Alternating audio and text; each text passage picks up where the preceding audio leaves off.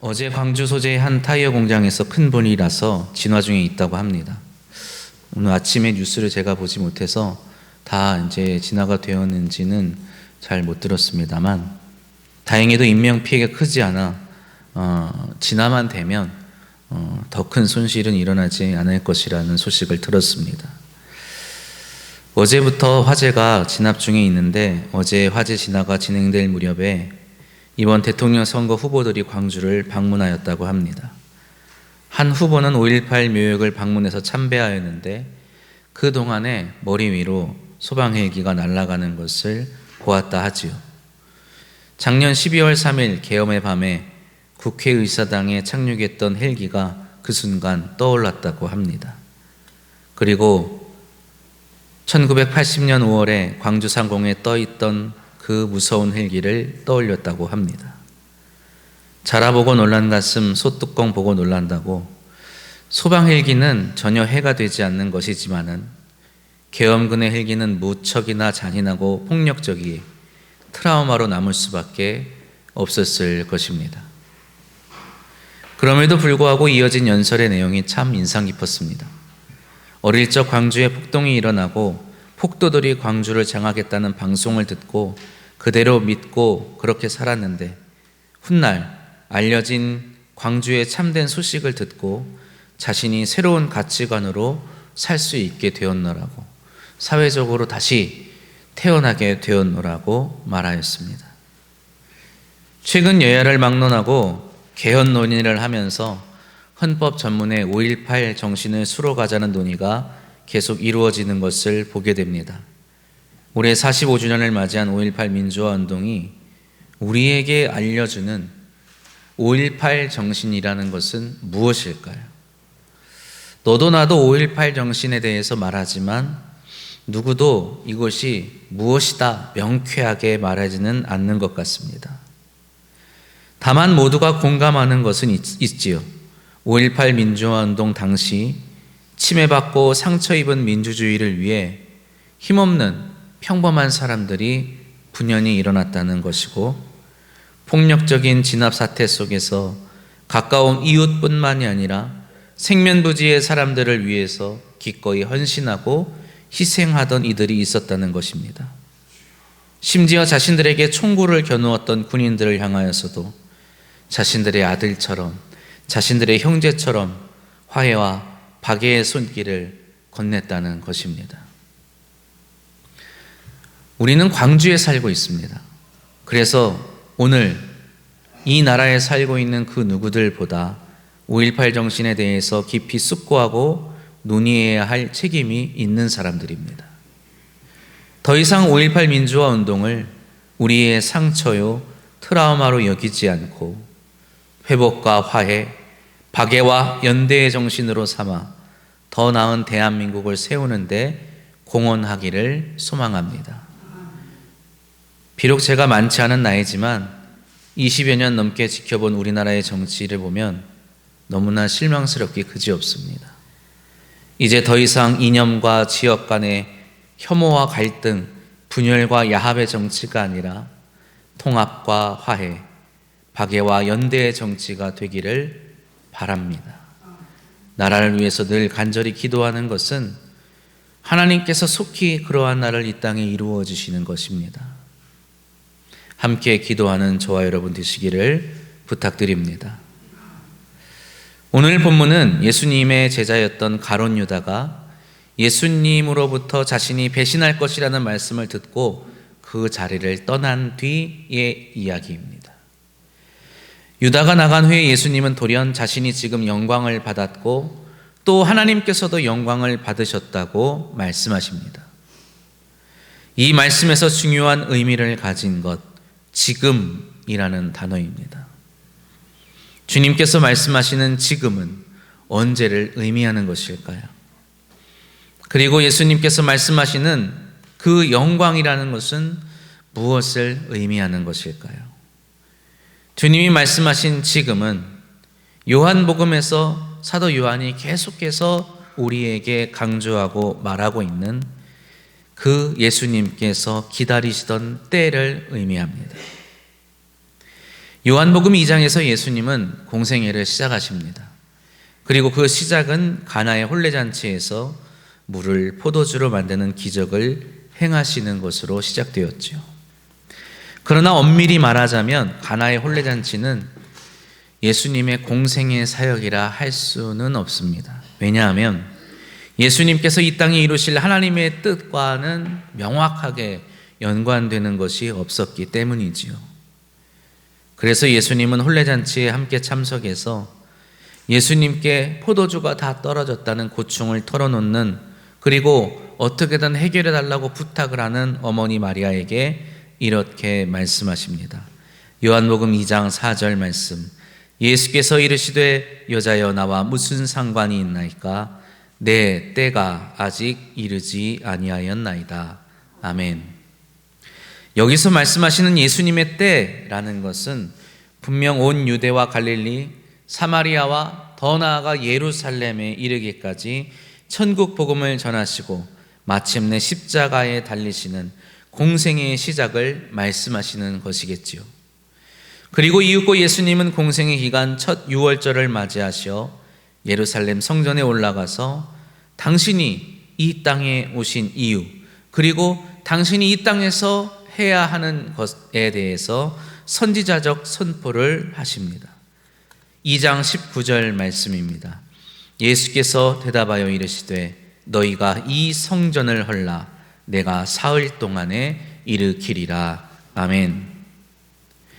주님의 이 말씀은 주님의 공생의 사역을 단 한 문장으로 요약한 것이라 할 만한 것입니다.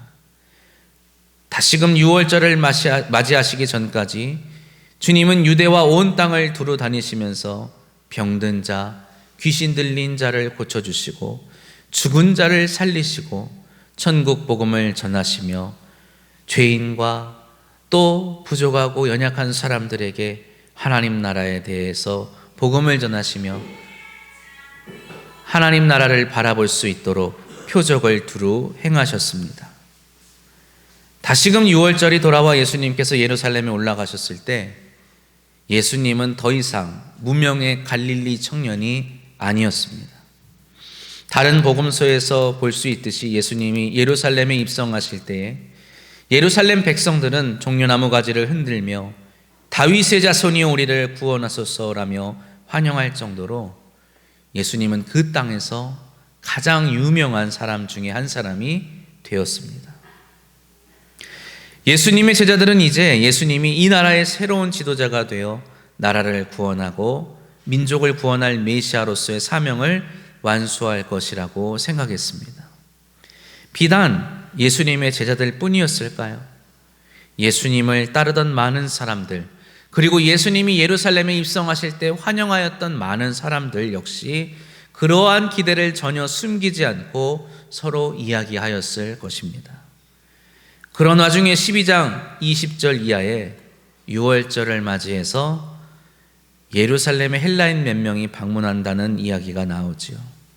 그들의 목적은 하나님께 예배하는 것이었고 이것으로 보아 그들은 이방인임에도 불구하고 하나님을 경외하는 유대교 개종자인 것으로 보여집니다. 그러나 그들은 엄연히 이방인이었어요. 그래서 예루살렘에서 하나님을 경외하는데 많은 제약이 있었습니다. 하나님께 제사 드리는 것조차 힘들었고 하나님의 말씀과 율법의 가르침을 받는 것조차 많이 어려웠지요. 그래서 예루살렘에 지금 가장 유력한 메시아 중 하나인 예수란 사람이 있다는 소식을 듣고 그를 만나고자 합니다. 요한복음 12장 20절 이하의 말씀입니다. 명절에 예배하러 올라온 사람 중에 헬라인 몇이 있는데 그들이 갈릴리 베세다 사람 빌립에게 가서 청하여 이르되 선생이여 우리가 예수를 배웁고자 하나이다 하니 빌립이 안드레에게 가서 말하고 안드레와 빌립이 예수께 가서 여쭈니 함께 봉독합니다. 예수께서 대답하여 이르시되 인자가 영광을 얻을 때가 왔도다. 아멘. 헬라인들이 자신을 만나러 왔다는 소식을 들으시고 예수님은 당신이 영광을 얻을 때가 왔다 이렇게 말씀하십니다. 그리고 이 영광이 무엇이냐 우리가 궁금해할 때쯤에 예수님은 말씀하십니다. 이 영광이 무엇인지에 대해서 예수님이 말씀하시는 이 영광은 제자들이 생각하는 영광도 아니었고 오늘날 많은 그리스도인들이 생각하는 영광도 아니었습니다. 요한복음 12장 24절 말씀입니다. 내가 진실로 진실로 너희에게 이르노니 한 알의 밀이 땅에 떨어져 죽지 아니하면 한 알 그대로 있고 죽으면 많은 열매를 맺느니라. 아멘. 그렇습니다. 예수님이 말씀하시는 영광, 예수님께서 받으시는 이 영광은 제자들이나 당시 많은 사람들이 생각했던 새로운 왕으로서의 영광이 아니었죠. 예수님의 영광은 훗날 밝혀진 십자가의 죽음이라는 영광이었습니다. 주님은 십자가에 달려 죽으시고 부활하심으로, 그리고 다시 하늘로 올라가심으로 당신이 바로 하나님의 아들이심을 드러내시며, 또한 예수를 이 땅에 보내시어 자기 백성을 구원하시는 자비로우신 하나님께 영광을 돌리셨던 것입니다. 주님이 계시는 이 예루살렘은 지금 혼잡한 가운데 있습니다. 누군가는 혁명이 일어나야 한다고 말하고, 누군가는 자주 독립을 또 그를 위해서 운동을 해야 한다고 말합니다. 누군가는 하나님께 회개하며 경건의 모습으로 돌아가야 한다고 말하고, 누군가는 자신만이 이 세상을 바꿀 수 있노라, 그래서 자신이 메시아라 말하기도 하였습니다. 서로가 자신의 생각을 진리라 주장하였고, 상대를 비판하고 비난하며 정죄하고 판단하며 증오하고 혐오하였습니다. 당연히 예수님을 비난하고 정죄하며 증오하는 사람들도 있었지요. 바리새인들은 예수를 따르는 사람들을 종교적으로, 사회적으로 사형이나 마찬가지인 유대교에서 출교하기로 하는 결정을 내렸습니다. 유대교인으로서 출교를 당한다는 것, 그것은 단순히 종교적인 활동, 신앙 생활을 못한다는 것 이상의 의미를 갖고 있는 것이죠. 종교적인 것이 곧 사회적인 그 시대에 유대 사회에서 유대교인이 아니다는 것은 마치 그를 이방인처럼 여기는 것을 의미하기 때문입니다. 이러한 상황 속에서 예수님을 따르는 사람들도 예수님에 대한 믿음이 흔들리기 시작하죠. 그리고 그 중에는 누구보다 예수님을 가까이 따르던 가롯 유다도 있었습니다. 그렇게 가롯 유다가 예수님을 배신하여 대제사장에게 팔아넘기려는 생각을 가질 때 사도 요한은 13장을 시작하며 이렇게 기록합니다. 13장 1절 말씀입니다. 유월절 전에 예수께서 자기가 세상을 떠나 아버지께로 돌아가실 때가 이른 줄 아시고 세상에 있는 자기 사람들을 사랑하시되 끝까지 사랑하시니라. 아멘. 여기도 때라는 이야기가 나오죠. 이제 드디어 때가 이른 것입니다. 예수님께서 영광을 받으시기 위하여 마침내 십자가에 달려 죽으셔야 할 때가 온 것입니다. 그리고 이 때를 위하여 예수님은 하나님의 나라를 전하셨고, 나사렛 예수가 전하였던 하나님의 나라를 믿지 않는 자들은 이 나사렛 예수를 미워하여 죽이려 모의하였고, 이제 때가 이르러서 그와 그의 제자들을 잡아 넘기려고 하고 있는 것입니다.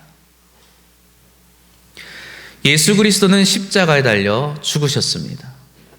그러나 그의 죽음으로 끝나지 않고 하나님께서는 그를 죽은 자 가운데서 일으키시어 만왕의 왕으로 만주의 주로 선포하시고 또한 우리의 유일한 구원자로 세워주셨습니다.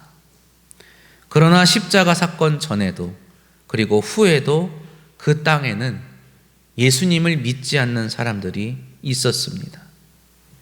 그들은 예수님이 십자가에 달리기 전에도 예수님을 증오하고 혐오하였지만, 예수님이 십자가에서 죽으시고 무덤에서 부활하신 이후에도, 승천하신 이후에도 예수님과 그를 따르는 자들을 증오하고 혐오하였지요. 그 중에 한 사람이 바로 젊은 사울이란 청년이었죠. 그들은 하나님의 아들을 기꺼이 십자가에 못 박았습니다. 그리고 그리스도께서 하늘로 승천하신 후에 이 땅에 남겨진 제자들을 향하여 증오와 미움을 마음껏 발산하였습니다. 그렇게 예수님이 맞이하신 때는 자신의 십자가와 부활의 영광을 성취하시는 때임과 동시에 그를 믿는 사람들이 이 땅에 남겨져 증오와 혐오의 대상이 되어 살아가야만 하는 때이기도 한 것입니다. 우리 그리스도인들이 이 땅에서 겪는 어려움과 문제들 중에 많은 것들은 우리가 예수를 믿는다는 것 때문에 겪는 것들입니다. 세상 사람들과 다르게 살고 세상 사람들과 다른 것을 꿈꾸며 세상 사람들과 다른 것을 말하며 살아가기에 우리는 때때로 차별당하고 오해를 받고 미움을 받습니다. 조롱을 받고 놀림을 당하지요.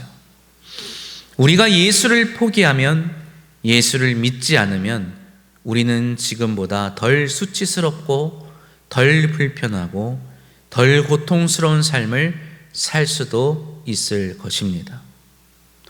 내가 그리스도인인데 내 삶에 불편함이 없다, 내 삶에 수치가 없다, 내 삶에 고통이 없다 라고 여기시는 분들은 내가 정말 예수를 닮아가는가 고민해 보아야 합니다. 그러나 우리는 이러한 불편과 고통, 수치와 오해를 피하기 위해서 예수 믿는 것을 포기할 수는 없지요. 예수께서 자신의 영광을 위해서, 하나님의 영광을 위해서 십자가를 피하지 않으셨던 것과 마찬가지로 우리는 우리의 구원을 위해, 그리고 하나님의 뜻을 위해 이 세상에서의 증오와 조롱과 수치와 고통을 기꺼이 감내하는 삶을 살아가는 자들입니다. 예수를 믿기에 우리는 이 땅에서 정의를 부르짖으며 살아갑니다. 예수를 믿기에 우리는 이 땅에서 누구보다 정직하고 성실하게 살아가려고 합니다. 예수를 믿기에 우리는 이 땅에서 수많은 편견과 이기심과 맞서 싸우며 살아갑니다. 예수를 믿기에 우리는 세상의 가치관에 매몰되지 않고 하나님의 아름다운 피조물로서 인류를 향한 사랑을 실천하고 이 피조 세계를 책임 있게 가꿔 나가며 살아가고 있습니다. 그렇기에 우리는 늘 세상으로부터 미움을 받고 배척을 당하고 혐오를 받으며 살아가는 것이겠죠. 세상 물정 모른다,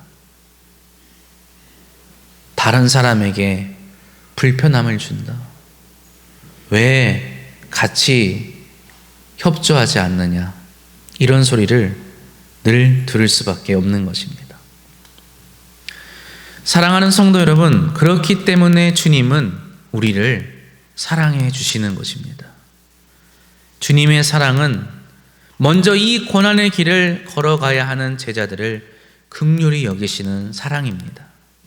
그리고 또 자신을 믿고 하나님을 믿는 이들에게 주시는 능력으로서의 사랑임을 기억하시기 바랍니다. 그렇게 예수님의 사랑은 우리에게 위로가 되기도 하고 능력이 되기도 하는 것이죠. 우리가 이 증오와 분열의 시대를 살아갈 수 있는 것, 그것은 바로 주님의 사랑이 우리를 위로하여 주시기 때문입니다.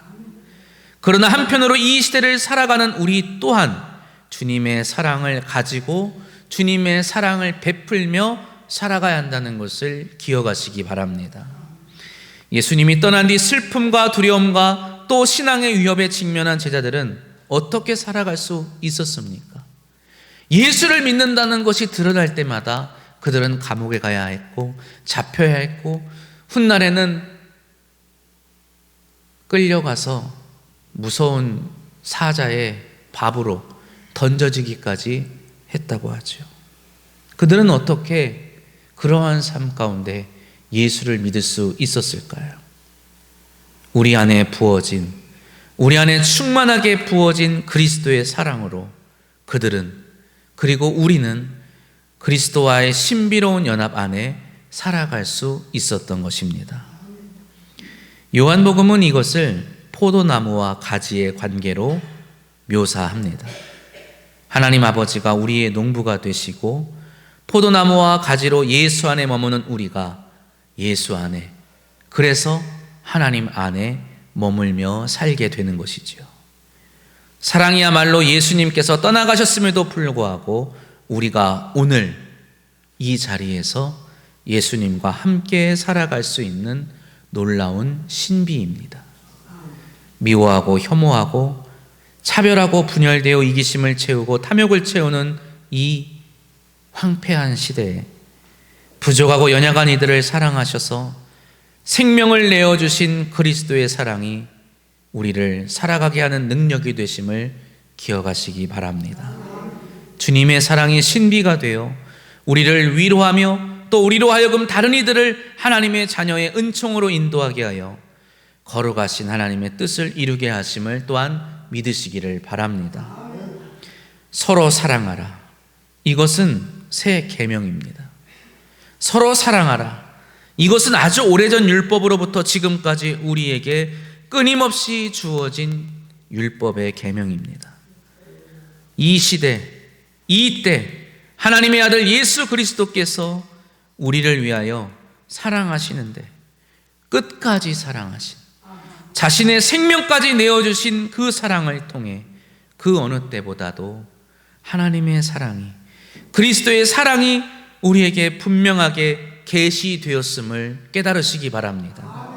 이렇게 새로운 계시, 분명한 계시가 우리에게 주어졌기에 이 시대, 이 때에 우리에게 주어진 새 계명이 바로 서로 사랑하라 인 것입니다. 분명한 것은, 이 계명을 지키는 것은 다름 아닌, 그리고 무엇보다도 우리 자신을 위한 것임을 기억하시기를 바랍니다. 주님은 다른 것을 위해서 우리에게 서로 사랑하라고 말씀하신 것이 아닙니다. 이 땅에 떠나신 예수 그리스도, 하늘로 올라가신 예수 그리스도를 추억하며 그분을 소망하며 그들을 사모하며 남겨진 우리들이 절망 가운데 빠지지 아니하도록, 슬픔 가운데 빠지지 아니하도록 서로 사랑하라고 명하신 것이지요. 우리를 위한 이 계명을 기억하며 이 사랑의 신비를 경험하며 살아가는 저와 여러분이 되시기를 주님의 이름으로 축원합니다. 마지막으로 사도 요한은 사랑의 사도라고 불리었죠. 그 요한이 예수님께서 이 서로 사랑하라는 계명을 우리에게 말씀하셨다는 것을 다시 한번 강조하면서 우리가 이 계명을 통해, 또 이 계명을 지킴을 통해 무엇을 얻게 될 것인지에 대해서 이렇게 말씀합니다. 요한복음 15장 10절, 11절 말씀 함께 봉독한 후에 기도하겠습니다.